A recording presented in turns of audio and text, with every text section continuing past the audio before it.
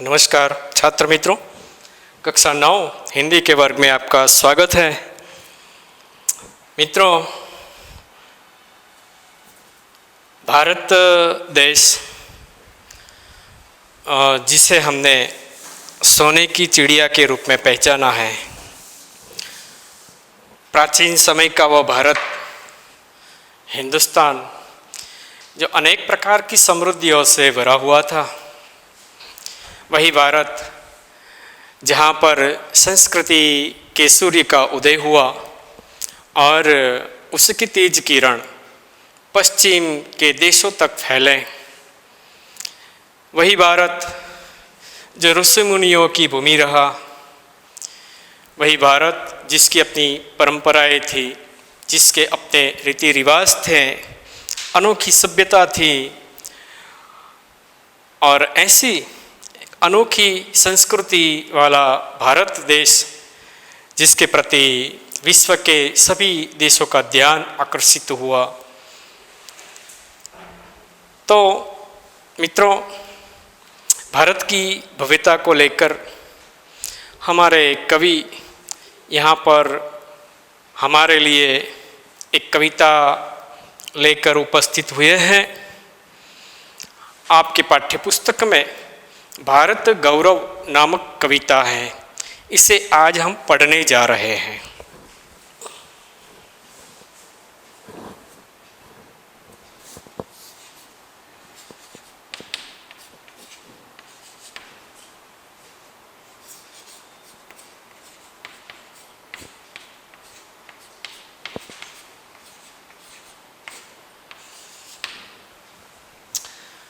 भारत गौरव, जिसके कवि है मैथिली शरण गुप्त।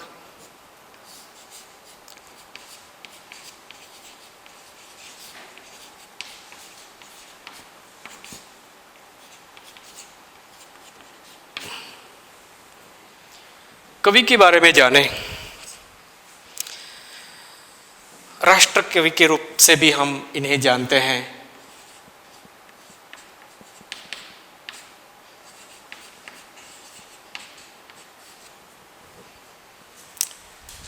आधुनिक काल, आधुनिक कविता, हिंदी आधुनिक कविता, उस आधुनिक काल के कवियों में से एक सर्वाधिक लोकप्रिय कवि के रूप में रहे हैं मैथिली शरण गुप्त, जिनका जन्म उत्तर प्रदेश के झांसी जिले के चीर गांव में हुआ था।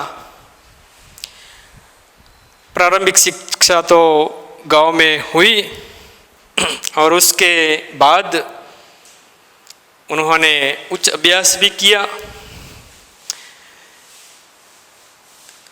उस समय उन पर महावीर प्रसाद द्विवेदी उनका प्रभाव पड़ा और द्विवेदी जी को उन्होंने गुरु के रूप में स्वीकार किया और यह प्रभाव उनकी कविताओं में भी देखने को मिला। अर्थात द्विवेदी युग के कवि के रूप में भी ये पहचाने जाते हैं। मित्रों, आज जो हिंदी हमारी राष्ट्रभाषा है, उसका मूल स्वरूप खड़ी बोली स्वरूप है। अर्थात आधुनिक हिंदी के रूप में हमने जिस हिंदी भाषा को राष्ट्रभाषा के रूप में घोषित किया है, स्वीकार किया है, वह उसका खड़ी बोली का स्वरूप है। और उस खड़ी बोली के हिंदी साहित्य में खड़ी बोली के प्रथम महत्वपूर्ण कवि अगर कोई रहे हो तो वे हैं मैथिली शरण गुप्त। अब हिंदी साहित्य में वे दद्दा के नाम से भी प्रचलित हैं और उनकी मूल कृतियाँ हम देखें, उन्होंने जो साहित्य प्रदान हमें दिया है,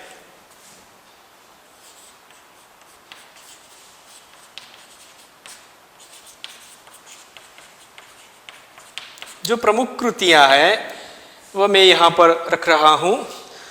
एक है भारत भारती,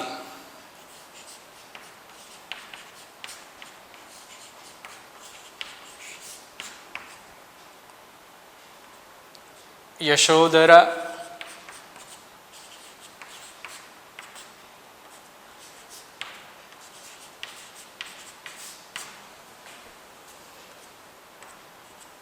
एक है पंचवटी, विष्णुप्रिया, इनकी गुप्त जी की प्रमुख कृतियां हैं। एक कृति खास याद रखें, साकेत, जो इनकी महत्व की कृति है।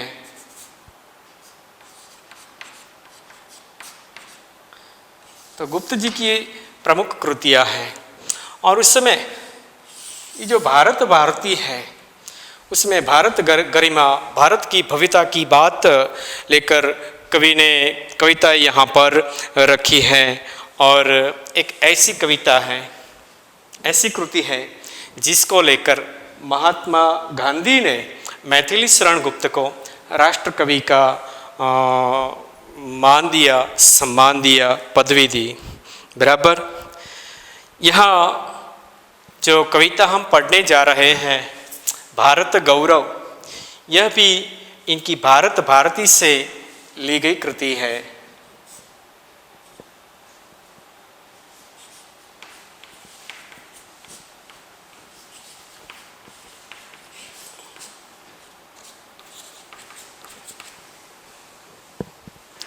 और यहाँ पर जो खंडभाग हमें पढ़ने के लिए दिया गया है, उसमें भारत का अतीत भी है, उसका वर्तमान है, भविष्य भी चित्रित है। और खास करके अतीत का गौरवशाली चित्र हमें यहाँ पर दिया गया है। भारत के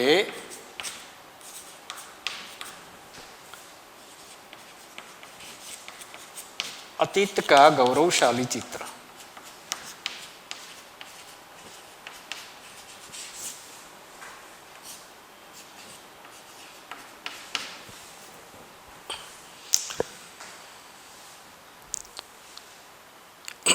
यहाँ जो चित्र खींचा है, काव्य की जो विशेषताएं हैं और उसके आधार पर उसे विश्व की सिरमौर पद पर प्रतिष्ठापित किया गया है। ये जो कविता है भारतीय संस्कृति और सभ्यता का गान करती है। तो हम कविता के माध्यम से ही देखें कवि ने क्या कहना चाहा है, हमें क्या सिखा रहे हैं, भारत के बारे में हमें क्या बता रहे हैं। मैं कविता का पठन करूंगा, आप लोग ध्यान देंगे। भूलोक का गौरव, भूलोक का गौरव, प्रकृति का पुण्य लीला स्थल कहा। प्रश्न किया है पहली पंक्ति प्रश्न से। भूलोक का गौरव, प्रकृति का पुण्य लीला स्थल कहा। फैला मनोहर गिरि हिमालय और गंगा जल जहाँ। संपूर्ण देशों से अधिक किस देश का उत्कर्ष है। संपूर्ण देशों से अधिक किस देश का उत्कर्ष है।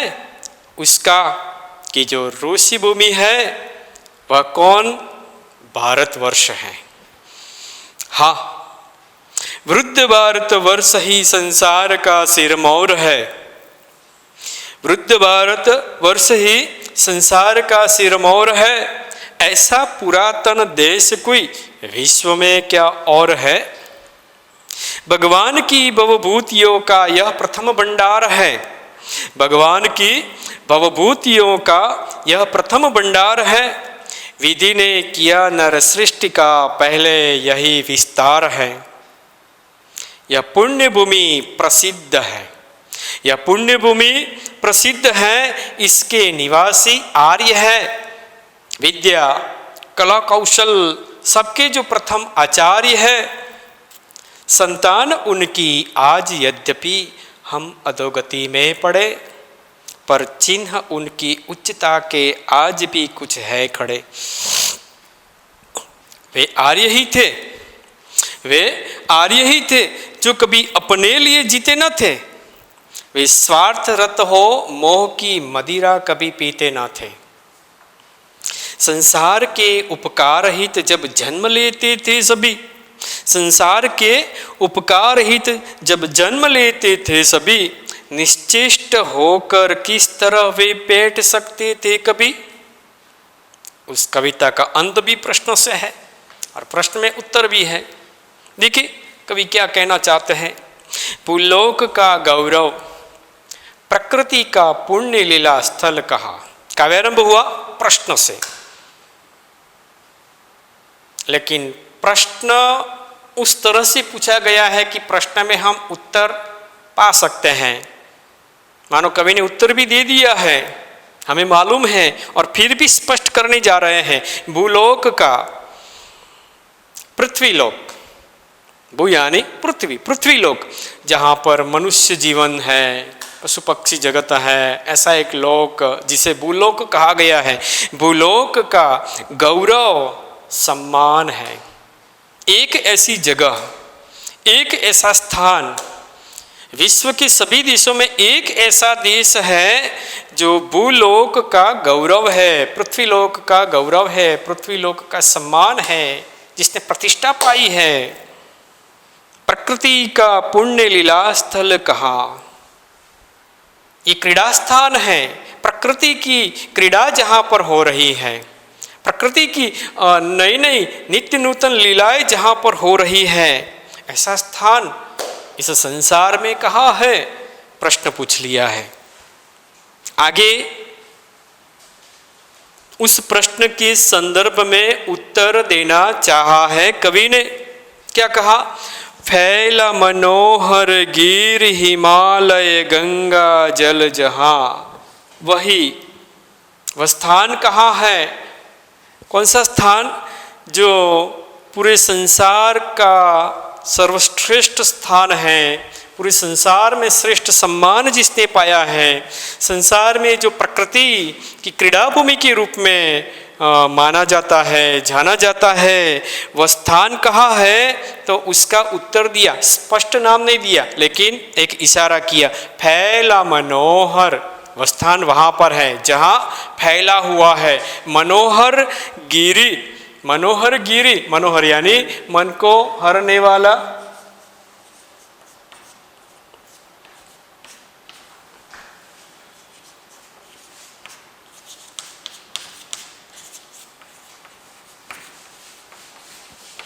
तत्पुरुष समास में रहा पद है। अगर गुजराती पढ़ते हैं तो आप लोग कहेंगे उपपद समास है, तत्पुरुष समास का ही भेद है उपपद समास, और इसलिए हम हिंदी में इसे तत्पुरुष समास कहेंगे।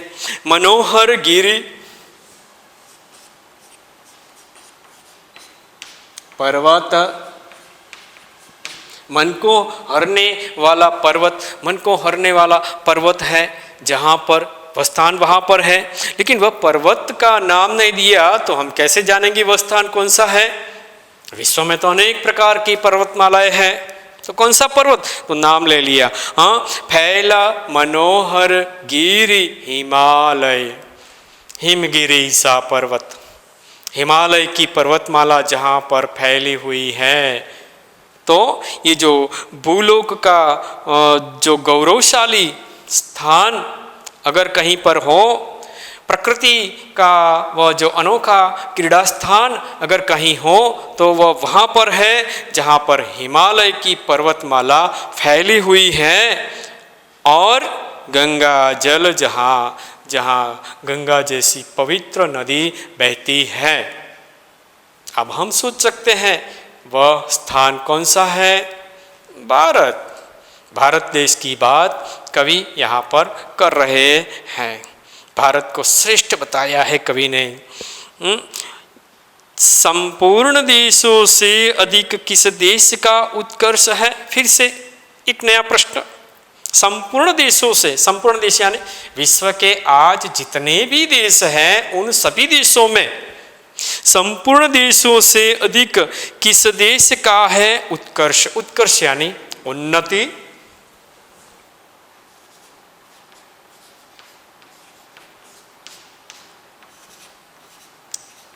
विश्व के सभी देशों में सर्वश्रेष्ठ उन्नति कौन कर पाया है? तो उसके लिए भी उत्तर देते हैं फिर से। उसका कि जो रूसी भूमि है, किसका उत्कर्ष हुआ? संपूर्ण विश्व के सभी देशों में सबसे अधिक उत्कृष्ट देश कौन सा है, या सबसे अधिक उत्कर्ष किस देश का हुआ है? तो उसका, उस देश का कि जो रूसी भूमि है, संसार में अगर ऋषि भूमि की बात आती है तो वह एक ही भूमि है और वह भारत भूमि है। भारत को ऋषि मुनियों की भूमि कहा गया है। और वह कौन आपसे प्रश्न किया, वह कौन? उत्तर भी देते हैं कवि, भारतवर्ष है। पहले अंतरे के अंतिम चरण में कवि ने नाम ले लिया उस देश का जो संसार का सर्वोपरि देश है, संसार का भव्य देश है, श्रेष्ठ देश है। हाँ, जिसकी शौर्य गाथाएँ, अनेक परंपराएं, उसकी सांस्कृतिक परंपराओं का गौरव गान विश्व के देशों में होता है, वह देश है भारतवर्ष है। भारत है ऐसा नहीं कहा, कवि ने भारत के लिए भारतवर्ष शब्द का प्रयोग किया। क्यों? तो एक ऐसा देश जो अनेक प्रकार की विविधताओं से भरा हुआ है, यहाँ अनेक जाति के लोग रहते हैं, अनेक प्रकार की परंपराएं हैं, अनेक प्रकार की भाषाएं बोली जाती हैं, अनेक प्रांतों की, भारत के अलग अलग प्रांतों की अलग अलग संस्कृति है, और सब कुछ अलग होने के बावजूद सब एक है। और इसलिए भारत को भारतवर्ष कहा गया है। और ये कवि का उत्तर है, संसार में ऐसा श्रेष्ठ देश भारत ही है। फिर से ध्यान दे, कवि कहते हैं कि संसार का भूलोक का मतलब पृथ्वीलोक या संसार ले सकते हैं। संसार का जो सर्वश्रेष्ठ यानी सम्मान पात्र और प्रकृति की क्रीड़ा भूमि जो रही है, वह देश कौन सा है, वह स्थान कहाँ है इस संसार में? तो वहीं पर है जहाँ पर मन को हरने वाली हिमालय की पर्वतमाला फैली हुई है। वह स्थान वहाँ पर है जहाँ पर गंगा जैसी पवित्र नदी बहती है। वह यह देश है जो संपूर्ण देशों से अधिक उसका उत्कर्ष हुआ है। विश्व के जितने भी देश हैं उन सभी देशों में सर्वश्रेष्ठ उत्कर्ष उन्नति अगर जिसकी हुई हो तो वह भारत की, ये अतीत की बात है। भारत के गौरवशाली अतीत का ज्ञान हमें कवि करवा रहे हैं। भारत ऐसा था, खूबियों से भरा हुआ सोने की चिड़िया भारत को कहा जाता था। हाँ, उसका वही देश, ये स्थान वही है जो ऋषि भूमियों की जगह रही है, ऋषि मुनियों की भूमि रही है, और ये हमारा भारतवर्ष है अर्थात भारत देश है। आगे, हाँ, वृद्ध भारतवर्ष ही संसार का सिरमौर है। भारत देश से हमें परिचय करवाया। पहले तो ये बात बताई कि संसार में ऐसा देश, अनोखा देश कौन सा? तो भारत। अब भारत सिरमौर क्यों, सम्मान पात्र क्यों? तो यहाँ पर बात बताते हैं। हाँ, वृद्ध भारतवर्ष ही संसार का सिरमौर है। भारत को कैसा कहा गया? वृद्ध कहा गया। वृद्ध भारत ही संसार का सिरमौर है, ऐसा पुरातन देश कोई विश्व में क्या और है। भगवान की भवभूतियों का यह प्रथम भंडार है, विधि ने किया नर सृष्टि का पहले यही विस्तार है। कवि ने भारत के लिए वृद्ध विशेषण दी, विशेषता दी है, विशेषता बताई भारत की। भारत वृद्ध है। वृद्ध क्यों कहा? तो संसार के जितने भी देशों का निर्माण हुआ उनमें सबसे पहले पुरानी भूमि अगर कोई हो तो वह भारत की है। भारत पुराना है, भारत की भूमि बहुत पुरानी है। कई देश जो आज विश्व में प्रचलित हैं उनका नामो निशान भी नहीं था, और तब से भारत है। बस जब से सृष्टि की रचना हुई तब से भारत है, और इसलिए भारत को वृद्ध कहा है। हाँ, वृद्ध भारतवर्ष ही संसार का सिरमौर है। कवि भारत को पूरे विश्व में सिरमौर बताते हैं, अग्रसर बताते हैं, श्रेष्ठ बताते हैं। संसार का सबसे श्रेष्ठ सिरमौर देश है। ऐसा पुरातन देश कोई विश्व में क्या और है? प्रश्न किया। और है? नहीं है, समर्थन प्रश्न है। कोई और ऐसा देश है? नहीं है। उत्तर हमें मिलता है, मतलब भारत ही संसार का सबसे पुराना देश है, सबसे पुरातन देश है, और वही भारत ये विश्व में अग्रसर है। और भारतवर्ष को संसार का सिरमौर देश इसलिए कहा गया, न सिर्फ पुराना है लेकिन भारत के पास सब कुछ था, ज्ञान विज्ञान था, अनेक प्रकार की विद्याएं थी, और सभी प्रकार का ज्ञान विद्याएं भारत ने अन्य देशों को सिखाई, और इसलिए भारत को सिरमौर कहा गया है। ऐसा समृद्धि से भरा देश था, सभी प्रकार की समृद्धियों से भरा हुआ भारत देश संसार का सिरमौर देश कवि की दृष्टि से है। भगवान की भवभूतियों का यह प्रथम भंडार है। भगवान ने अगर कहीं इस सृष्टि पर भंडार रखने की इच्छा हुई, समृद्धि रखने की इच्छा हुई, तो वह समृद्धि भारत देश को दी थी। भगवान ने भी अपने पास रही जो समृद्धि कहीं देना चाहा, तो उन्होंने ये अपनी सारी समृद्धि, अपने सारे भंडार भारत की भूमि पर रख दिए थे। भगवान की भवभूतियों का, भवभूति यानी संसार का वैभव, भवभूतियों का यह प्रथम भंडार है। विश्व के सभी देशों में अगर कहीं भगवान को समृद्धि रखने की इच्छा हुई, भंडार भरने की इच्छा हुई, तो भगवान ने भारत को पसंद किया था, भारत भूमि पर अपना सारा वैभव रख दिया था। और आगे, विधि ने किया नर सृष्टि का पहले यही विस्तार है। विधि से मतलब है ब्रह्मा, जिन्होंने संसार की रचना की। विधि, ब्रह्मा जी ये पूरे संसार के निर्माता माने जाते हैं। बराबर, तो भगवान को भी, विधि को भी, ब्रह्मा जी को भी और सृष्टि का निर्माण करने का कार्य उनको सौंपा गया। तब उन्होंने शुरुआत कहाँ से की? भारत से की। और इस प्रकार नर सृष्टि की शुरुआत भारत से हुई, और धीरे धीरे धीरे धीरे अन्य देशों में ये मनुष्य फैलते गए। फिर से देखें, कवि भारत को सबसे पुराना देश मानते हैं, भारतवर्ष को वृद्ध कहा है, संसार का श्रेष्ठ सिरमौर देश है, और ऐसा पुराना देश विश्व में और कोई नहीं है। भगवान को भी, अगर कहीं भगवान को भी संसार में अपनी समृद्धि रखने की इच्छा हुई, तो उन्होंने भारत भूमि को पसंद किया था। और पूरे संसार में अगर